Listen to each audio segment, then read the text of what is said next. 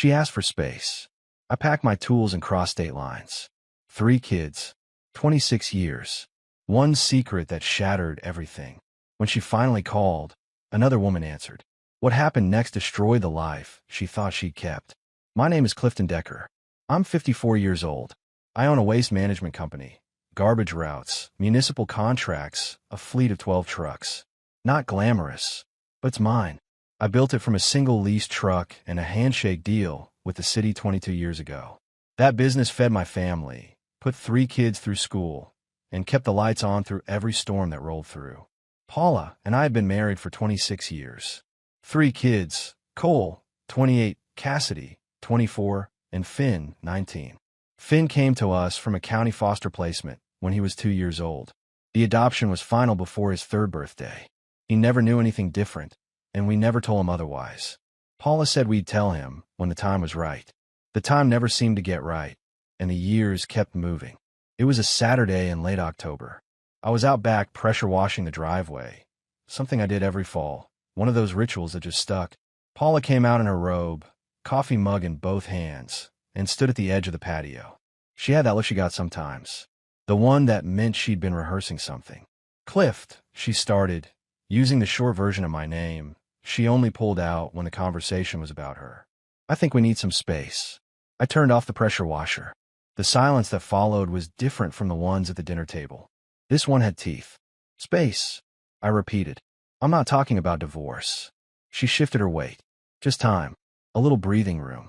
We've been running the same loop for years, and I need to figure some things out. I looked at her for a long moment.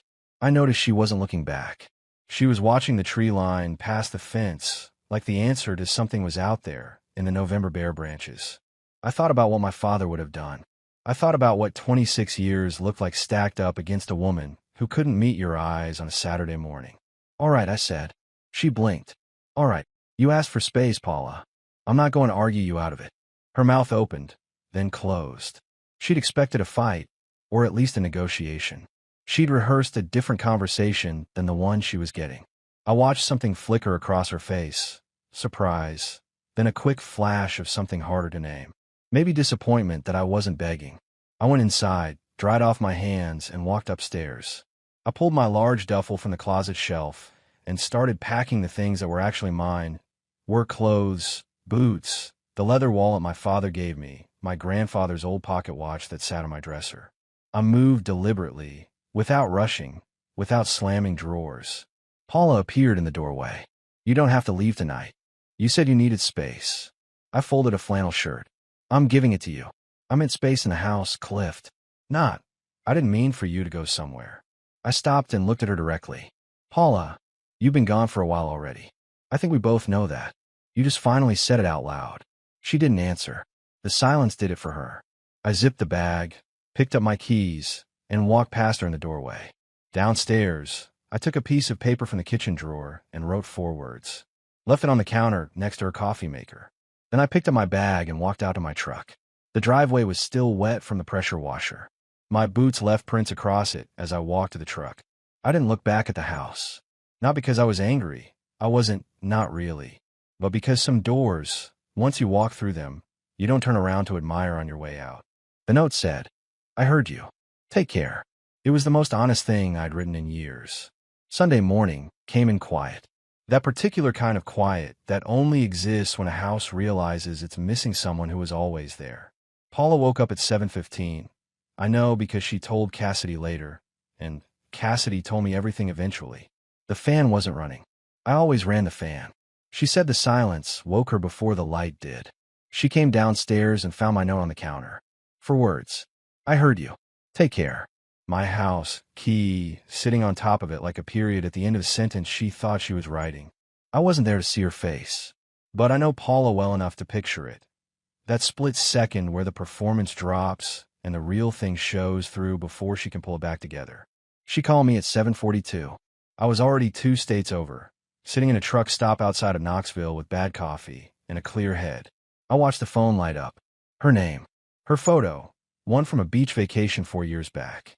I let it ring through. She called 3 more times before noon. Then came a text. Where did you go? This is ridiculous. Clift, call me. each one a little shorter than the last, like she was rationing her pride. I didn't respond. Not because I was being cruel. I want to be clear about that. I just didn't have anything useful to say yet.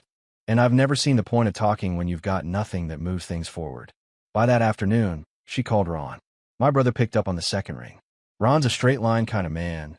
No detours, no softening. She asked if I was with him. He told her no. She asked if he knew where I was. He told her if I wanted her to know, she'd know. She pushed. He didn't move. She hung up. Ron texted me after. She called. Told her nothing. You good? I texted back. Yep. Thanks. That was the whole conversation. That's Ron. Meanwhile, I kept driving. I made a decision somewhere around the Tennessee state line. Not a reckless one. Not an emotional one. A practical one, the way I make most decisions. I needed distance. Real distance. Not the guest bedroom kind Paula had probably imagined, where I'd mope around the house for 2 weeks until she decided she'd made her point. That wasn't space. That was theater, and I was done performing. I had a contact in eastern Tennessee, a man named Mel, retired trucker, owned a small rental property outside of town called Hartwell. Population, just over 2,000. I'd done some work for Mel's son 3 years back, hauled construction debris on a big renovation project. Mel had mentioned once that he kept the unit empty, rented cheap to the right person. I'd filed that away without knowing why. Sometimes you bank things without knowing what account they belong to yet. I called him from the truck stop. He answered on the third ring, recognized my voice, and told me the unit was available. $850 a month, utilities included, small porch, pond view. I told him I'd be there by evening. He said he'd leave the key under the mat. That's the kind of deal you can only make with a certain kind of man. What Paula discovered over the next 72 hours, I pieced together later through Cassidy and through Ron. The Netflix account. I'd canceled the family plan and set up a separate one in my name, a step I'd taken 2 weeks before that Saturday. Not out of spite, just because I've been quietly separating things for a while, the way you quietly start putting your tools back in order before a big job. The joint bank account had been restructured. I'd spoken to a financial attorney 3 months prior, not because I planned to leave on any particular day, but because a man in my position, with business assets and municipal contracts, needs his paperwork clean. The attorney had advised a trust. I'd set it up with Cole, Cassidy, and Finn as beneficiaries. My business interests, the investment account, the rental property I'd bought in 2019, all of it structured properly, legally, documented before any of this became what it became. Paula's access to the joint checking covered her basic expenses. Nothing was cut off overnight, but nothing was open-ended either. She went out to the garage Tuesday evening, according to Cassidy, looking for something, maybe answers, maybe evidence, maybe just somewhere to stand that still felt like us. Cassidy said she found it on the back wall, behind the old toolbox. Something I'd done on a slow Thursday evening about 6 months before, when I was out there alone thinking about things I didn't have words for yet. I'd taken my pocket knife and carved 2 letters and a number into the wooden shelf support. Small, easy to miss unless you were looking. CD, piece found here. My initials. And one line that said everything I couldn't. Not as a dramatic declaration, just as a note to myself that I'd already made peace with something, even before I had the language to explain it. Paula stared at it for a long time, according to Cassidy. Then she went back inside and didn't say anything about it to anyone until much later. That night, I sat on the porch of Mel's rental and listened to frogs and distant trucks on the highway. I opened the small leather journal I'd packed, the one I'd never written in before, and wrote one line. October 27th. First night. No noise. That was it. I closed the journal, set my coffee on the railing, and watched the pond go dark as the sun finished dropping. I didn't feel like a man who'd walked out on his life. I felt like a man who'd finally started living it on his own terms. There's a difference. A big one. Paula held it together for about 4 days. Then she started pulling threads. I know this because Cassidy called me on the 5th day. Not to report anything, just to hear my voice, she said. But daughters talk, and when they talk, things come out sideways. She mentioned her mother had been quiet in a way that didn't feel like calm. The kind of quiet that means someone is processing something they don't have words for yet. The first thing Paula hit was the bank account. She'd gone to the ATM on Thursday morning, and the number on the screen was not the number she expected. It wasn't zeroed out. I'm not that kind of man.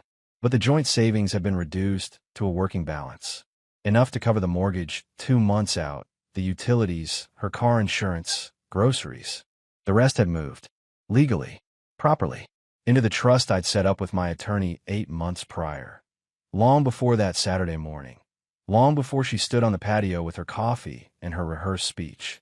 According to Cassidy, Paula called the bank. Then called our accountant, Frank, a man who'd done our taxes for 16 years. Frank told her he couldn't discuss the details of accounts that weren't in her name. She pushed. He held firm. She hung up on him.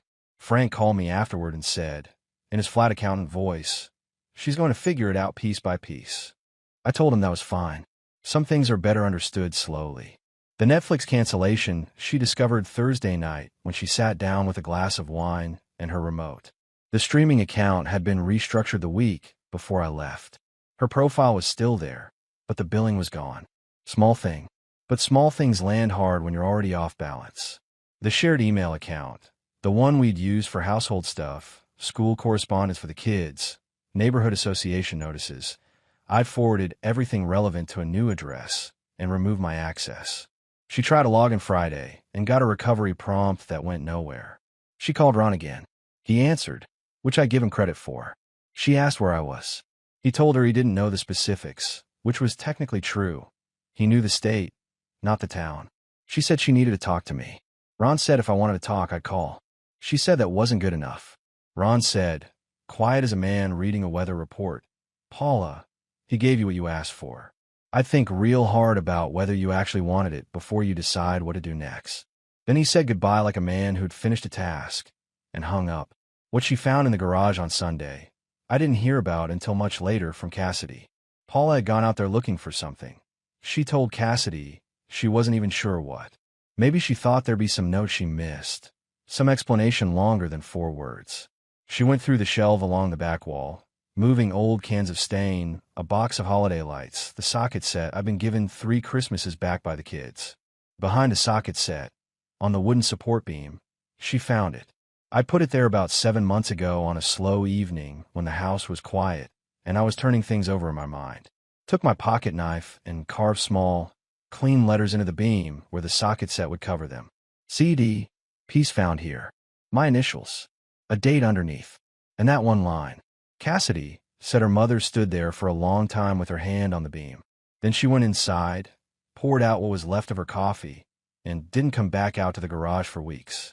Hartwell, Tennessee sat at the bottom of a long valley like something the highway had forgotten to pick up on its way through. One main road, a diner that closed at 2 in the afternoon, a feed store that doubled as a gossip clearinghouse, and a church whose marquee sign out front changed every Monday with a new piece of advice nobody had asked for.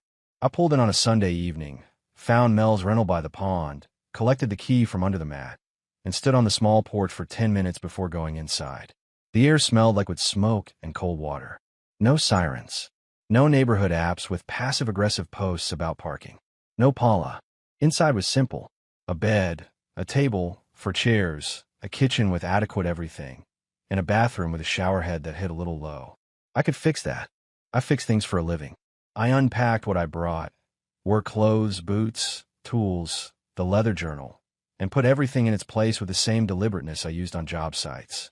A place for everything. Everything in its place. I'd run my business on that principle for 22 years. Turns out it works just as well for a life reset. Mel came by Monday morning to make sure the heat was working. He was a large man, moving slow the way men do when their joint have logged too many miles. He shook my hand, checked the thermostat, and told me the neighbor 2 doors down, a woman named Linda, had a habit of bringing over food when new tenants arrived because she said it was how her grandmother did things and she saw no reason to stop. She's good people, Mel said simply. Lost her husband 2 years back.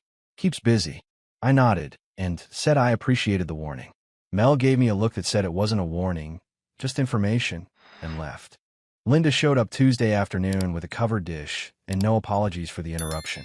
She was 46, brown-haired, composing the way people get when they've been through something real and come out the other side still standing. She set the dish on my porch railing and said she wasn't going to come in unless invited, that she just wanted to make sure I had something hot that wasn't gas station food. I invited her in for coffee because it was the right thing to do, and because, if I'm being honest, I've been talking to nobody but myself and a pond full of ducks for 2 days. She sat at the kitchen table, and we talked for 40 minutes. Not about anything heavy. About the town, the diner's hours, the best hardware store within driving distance, the fact that the church sign currently read "Worry less, pray more, and for goodness sake use your turn signal." She laughed at that last part. It was a real laugh, the kind that doesn't need an audience. Then she mentioned her husband, Gary, and the way she said his name had that particular steadiness in it. The kind that comes after you've said it 1,000 times through grief, and it finally stops cutting. I'd known her Gary. That was the thing I hadn't told Mel. Gary Sutton had been my closest friend for 15 years before a highway accident 2 winters ago took him on a Tuesday morning on his way to a job site. I'd been a pallbearer. I'd stood at a graveside in January wind and held it together because Gary would have told me not to make a scene. When Linda mentioned his name, I told her I knew him. She went very still. Then she said, "He talked about you. Clifton with the trucks. He said you were the most stubborn, honest man he'd ever met." I didn't have an answer for that right away. Just sat with it like a man sitting with something that costs something to hold. We finished our coffee. She took the dish back and said if I needed anything to knock on her door. I said I would. She walked back across the gravel path to her place, and I stood in my doorway, watching her go with something I hadn't felt in years, the sense that I might actually be in the right place. I went back inside and wrote in the journal. Day 4. Hartwell. Gary's wife lives 2 doors down. He always did look out for me. 3 weeks after I left, Paula called a family meeting. That's what Cassidy called it, a family meeting. In the same flat tone she used when she was describing something that made her uncomfortable, but she wasn't ready to fully judge yet. Cole drove in from his apartment across town. Cassidy was already there. Finn was home, sitting on the couch with his elbows on his knees, still young enough to think that parents calling a family meeting meant something fixable was about to get fixed. Paula sat them down in the living room and told them their father had walked out without warning and wasn't responding to her calls. That last part wasn't entirely accurate. I told her plainly that I was giving her what she asked for, but I wasn't there to offer a correction. Cole took it the way I expected Cole to take it. He was 28, broad-shouldered, built like his grandfather, and had always defaulted to protecting his mother in situations where someone needed protecting. He said some things about responsibility and about how a man doesn't just walk out on his family. I don't hold it against him. He didn't have all the information yet. Nobody did. Cassidy asked questions. That's always been her instinct. Not to react, but to ask. She wanted to know what Paula had said to me the morning I left. Paula gave her a version of it. Cassidy sat with that version quietly, which meant she didn't fully believe it, but wasn't ready to say so. Finn didn't say much. He sat there taking in the way he always took hard things. Very still, very watchful, processing on a delay. He was 19 years old, and he loved his father in that uncomplicated way that younger kids sometimes carry longer than the older ones, because life hasn't complicated it yet for them. What happened next, I didn't find out until much later from Cassidy. She told me Paula waited until after Cole had gone home and Cassidy had gone upstairs. Then she sat down with Finn alone. I don't know exactly how she said it. Cassidy wasn't in the room. But the result was that Finn learned, at 19 years old, sitting on the living room couch of the house he'd grown up in, that he was adopted. That the man he'd called Dad had chosen him from a county foster placement at age 2 and never once made him feel like anything other than a Decker. Paula's calculation, as near as I can figure it, was that this news would shake Finn's loyalty to me, that it would reframe our relationship as something conditional, a transaction, a paperwork arrangement, and redirect his anger toward the man who'd kept a secret rather than the woman who'd been keeping the same one. The calculation failed completely. Finn left the house that night. He drove to Ron's place and sat in Ron's kitchen until 11 o'clock, not talking much, just sitting. Ron called me the next morning. "He knows," Ron said. I said, "How is he?" Quiet. Thinking. A pause. The way you get when something lands hard but it lands clean. I asked Ron to tell Finn I'd call him when I was ready to talk properly. Not through someone else, not over text, but on the phone like 2 men who respected each other. Ron passed that along. Finn apparently nodded and said he'd wait.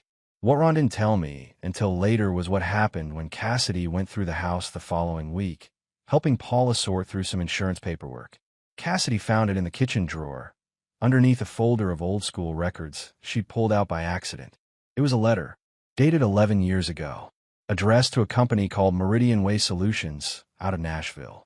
A formal letter declining a partnership buyout offer and a regional expansion contract worth, at the time, somewhere in the range of $400,000 in projected annual revenue.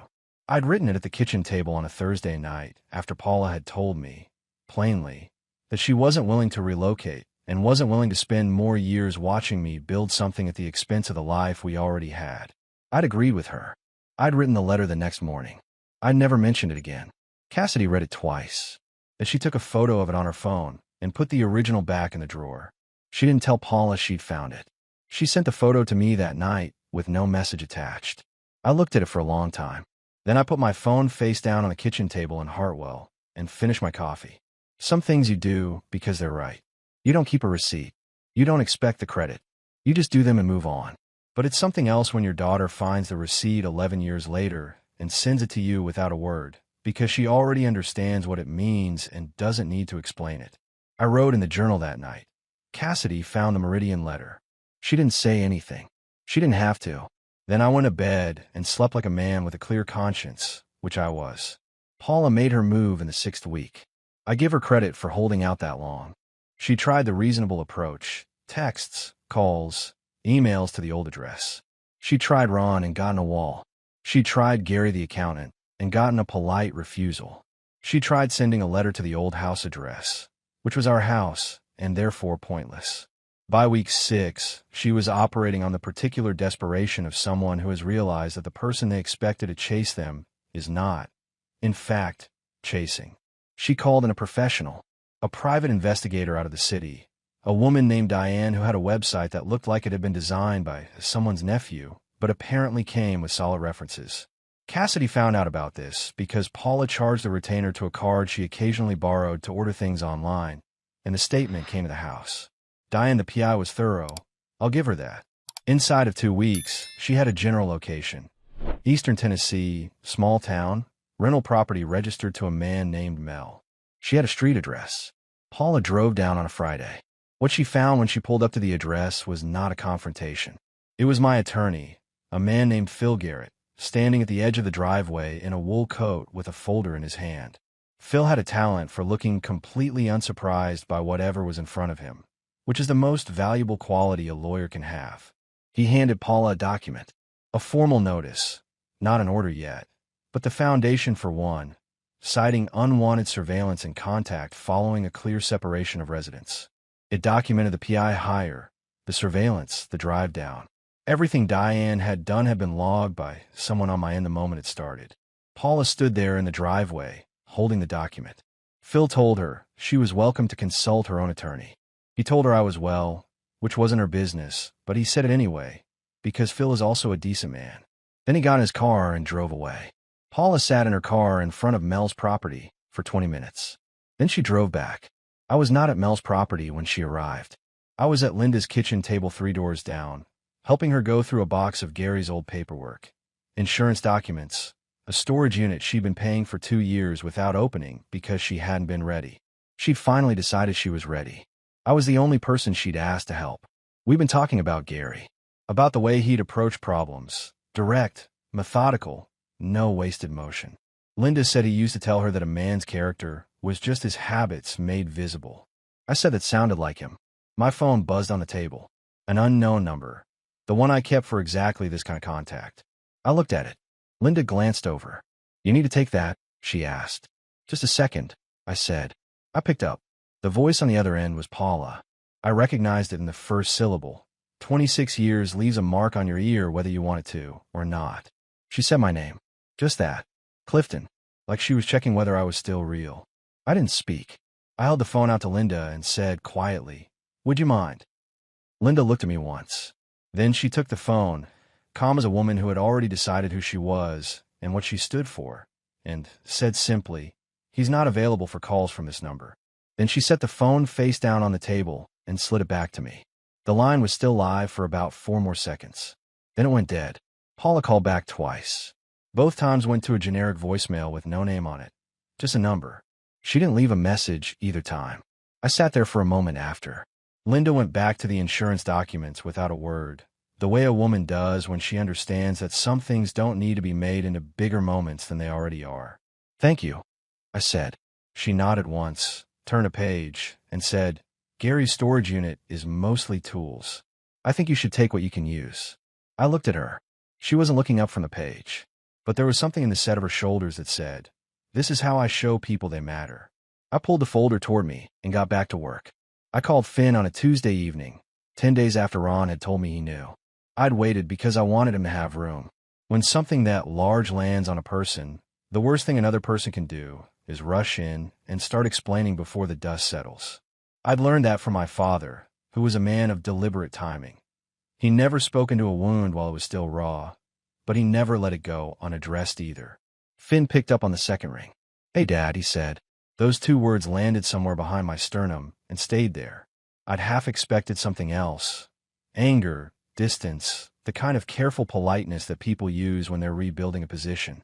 What I got instead was just him. Same as always. We talked for an hour and 20 minutes. I told him the truth about everything. How he'd come to us, what the process had looked like, why we'd waited to tell him, what I'd always believed about what made a family and what didn't.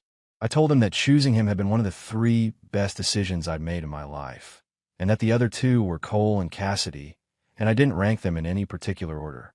Finn was quiet for a while after that. Then he said, She told me to shake me loose from you. I know, I said. It didn't work. I know that too. He asked if he could come see me. I told him the door was open. He asked when. I said whenever he was ready. He said, how about Friday? He showed up Thursday night. I heard the truck on the gravel road just after 9 and stepped out onto the porch. His headlights swept the pond, and then he pulled up and cut the engine and got out, and we stood there for a moment in the Tennessee dark looking at each other. He was 19 years old, and he looked like a young man who'd been carrying something heavy for a week and a half and was finally close enough to set it down. I walked down off the porch and put my hand on his shoulder, and he grabbed my arm the way young men do when they don't know the right way to say what they mean, and that was enough. That was the whole conversation, the one that mattered. We went inside. I made coffee. We sat at the kitchen table until past midnight, talking about everything and nothing the way you do when the important thing has already been said, and now you just want to be in the same room as someone who knows you. Before he went to bed, Finn told me he'd done something. About a month prior, right after Paula had told him the truth, he'd sent in a DNA kit, one of the consumer ancestry services. He said he hadn't been looking for anything in particular, just that he needed to know something true about himself when everything else felt uncertain. The results had come back the previous week. He'd matched a woman in Kentucky, close enough to be a first-degree relative. Her profile was active. She was 41 years old. Her name was listed as Carolyn T. He hadn't reached out yet. He showed me the profile on his phone. I looked at it for a long time. What do you want to do with it? I asked. He thought about that. I want to know who she is. I don't know if I want more than that yet. That's a reasonable place to start, I said. He nodded. Will you be okay with it? Whatever I find out. I looked at my son, because that's what he was, paperwork or not, biology or not, 19 years of choosing him every single day. And I said, Finn, you finding out where you came from doesn't change where you belong. Not by 1 inch. He looked at the table for a moment. Then he nodded once, the way men do when they've received something they needed and they're storing it carefully. Okay, he said. Okay. We went to bed. The pond was quiet outside the window. I lay there in the dark thinking about Gary Sutton and about choices and about how the best things in a man's life are almost never the things that happen to him, but the things he reached out and took hold of deliberately. 2 weeks later, Finn made contact with Carolyn T. in Kentucky. She was alive, healthy, employed, living a regular life in a small city about 2 hours from where we'd always lived. The story she told Finn, eventually and carefully, was not one of poverty or crisis. No dramatic backstory. No impossible circumstances. She'd been 22 and unmarried and had made a decision she described to him as the hardest practical thing I ever did. Finn came back from that conversation quiet and steady. He sat on the porch with me that evening and said, She seems okay. She said she thought about me. How do you feel about her? I asked. He looked out the pond. Like she's a stranger who made a decision that got me to you. A pause. I think that's probably the right way to feel about it. I didn't argue with that. I just handed him his coffee, and we sat there, as the Tennessee evening went purple and then dark. Two men who'd both found their way to the same small porch by very different roads, and were content to be exactly where they were. Paula made her second drive down to Tennessee 3 weeks after the first one had been met by Phil Garrett and a legal document. This time there was no warning.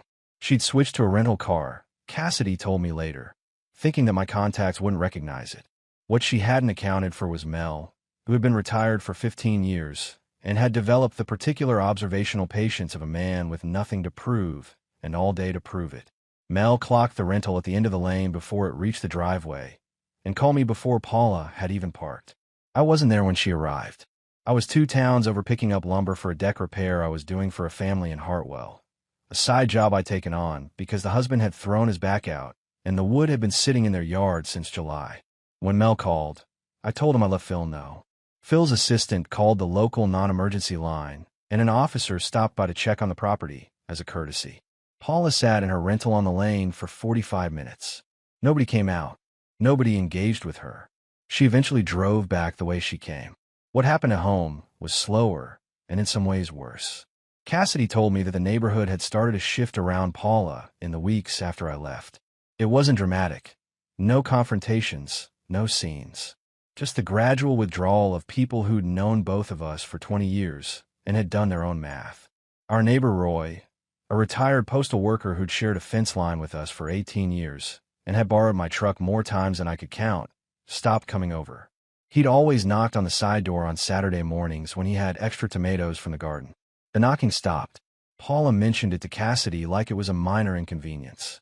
Cassidy didn't say anything, because Cassidy had seen Roy at the hardware store and he'd asked her quietly how her father was doing. The neighborhood app, the one the HOA ran, full of lost dog posts and passive-aggressive notes about leaf blowers, went quiet for Paula. She'd been an active member, the kind who posted reminders about garbage pickup schedules. One week she posted something and got no responses.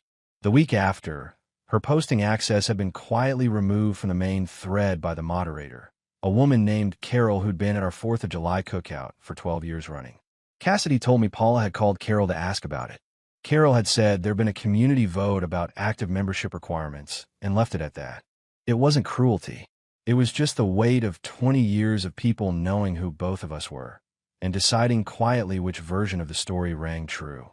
Then came the discovery that hit Paula hardest of all. My attorney Phil had been working with a digital forensics consultant as part of the formal separation proceedings.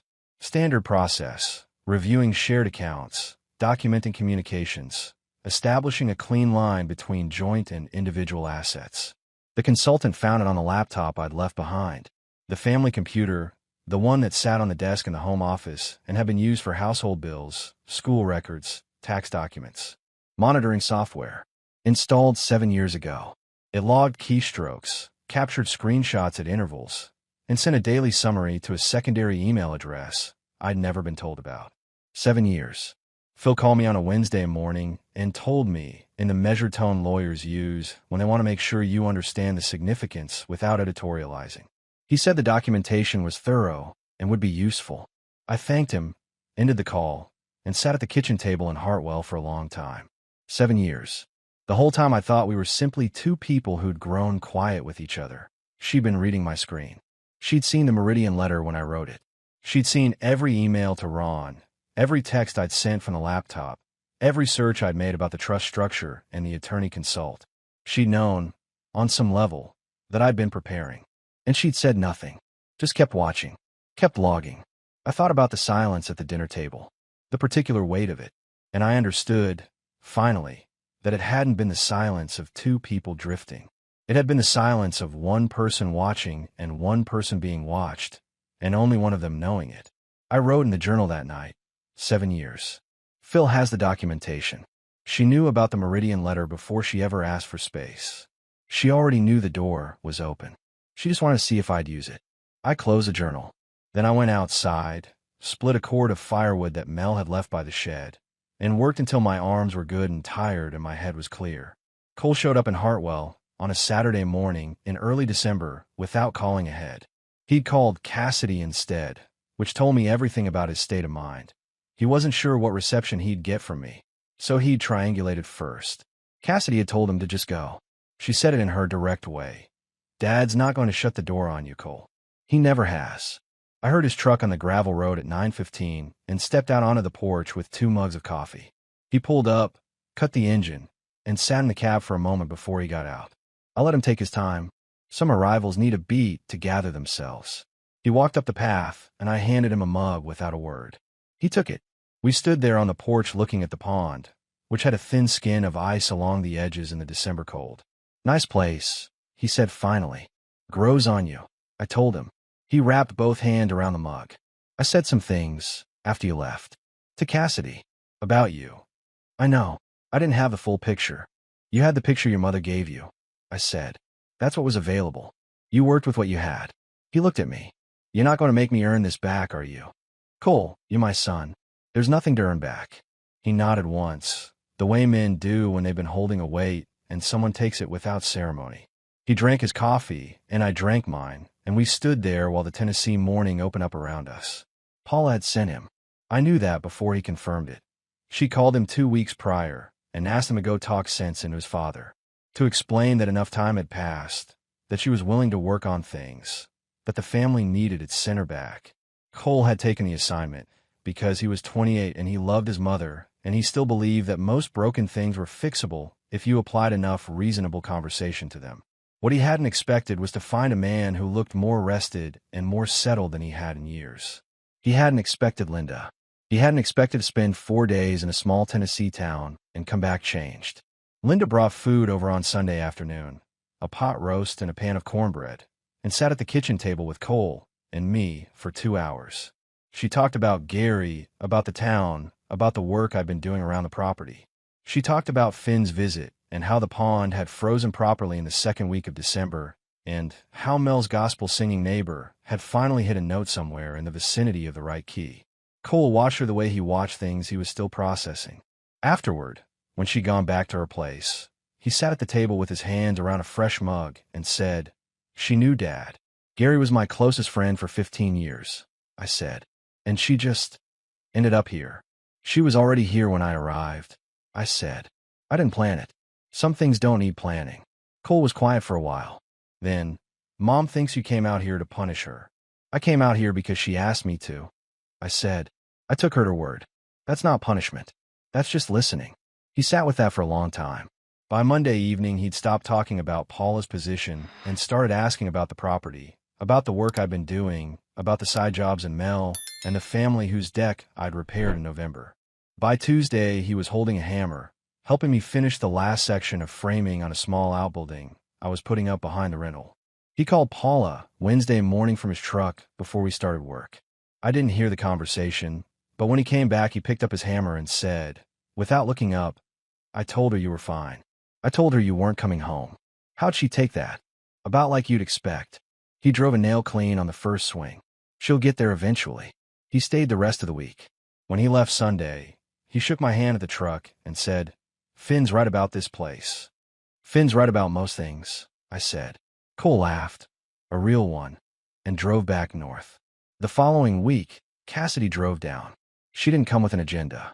She came with a casserole dish and a sleeping bag and 3 days off work, and she spent most of it sitting on the porch with Linda, talking in the way that women do when they're taking the measure of each other and finding the measurement satisfactory. I watched them from inside the first afternoon, through the kitchen window, and thought about Gary Sutton, who used to say that a man's real character showed in who chose to sit near him. I thought he'd have something dry and accurate to say about the view from my kitchen window. I thought he'd probably approve. The divorce was finalized in March. Phil Garrett handled it with the thoroughness I'd paid him for, and the discretion I hadn't had to ask him for. The trust structure held Cole, Cassidy, and Finn as beneficiaries, the business assets protected, the municipal contracts intact. Paula received the house, her car, and a settlement drawn from the joint accounts that left her positioned to live comfortably without hardship. The monitoring software documentation gave us significant leverage, but I told Phil I didn't want leverage. I wanted clean. He got me clean. Paula's attorney pushed on several points. Phil answered each one with documentation. By the third session, Paula's attorney had stopped pushing. Paula didn't contest the final terms. I don't know what she felt about that, and I've stopped trying to reconstruct it. Some things belong to the person who lived them. The house in Hartwell, the small one I've been building on a half-acre lot I'd bought from Mel in January, was finished in April. 3 bedrooms, a covered porch, a view of the same pond I'd been watching since October. I'd done most of the framing myself. With Cole's help on the weekends, he drove down, and Finn's help on the weekends, he drove up from the apartment he'd taken in Knoxville after enrolling in a trade program there. The housewarming was a Saturday in late April. Mel came. Ron drove down from home. Les drove down too, shook my hand in the driveway, looked at the house, and said good bones in the tone of a man who knew what that meant. Linda came with food enough for twice the people present. Cassidy came and brought a friend. Cole came with his girlfriend, who'd never met any of us before but handled the introduction with good humor.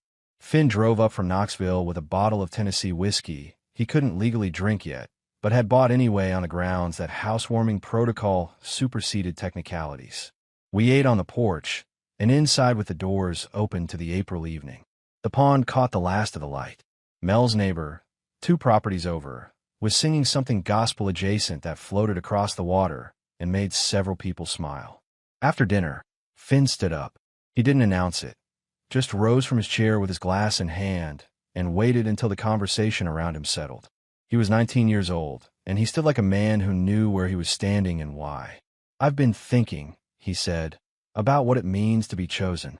He looked around the table, at me, at Cole and Cassidy, at Ron, at Linda. "I found out some things about myself this year that I didn't know before. Some of them were hard. But here's what I keep coming back to." He paused, not for effect, but because he was finding the words as he went, which made them more true. Any man can pass something down by accident. It takes a particular kind of man to reach out and choose someone on purpose, and then show up every single day like the choice was never in question. He raised his glass. "Dad built this house with his hands. He built the other one the same way. I want to be that kind of builder." The table was quiet for a moment. Then Ron said, "That's the best thing I've heard all year," and raised his glass, and everyone raised theirs. I looked at my son. This particular son, 19 years old, standing in the house I'd built for him on a piece of Tennessee ground I'd chosen for the same reason I'd chosen everything that actually mattered, deliberately, without apology, with both hands. I raised my glass and drank. Later, after the guests had gone and Cole and Cassidy had taken the inside while Finn and I sat on the porch steps in the April dark, he said, "You okay, Dad?" "Better than okay," I said. He nodded, satisfied, and leaned back on his hands. The pond was silver under a half-moon. Somewhere down the road, Mel's neighbor had moved on to something quieter, a hymn maybe, soft enough that it blended with the frogs and the water and the sound of a Tennessee spring doing what Tennessee springs do. I sat there and let it all settle around me. The house behind me, my kids inside it, the ground under my boots, it was mine because I decided it was. And I thought about the morning in October when a woman had stood on a patio and asked for space, and I'd given it to her in full. Best thing she ever gave me, that request. I just made sure to keep it.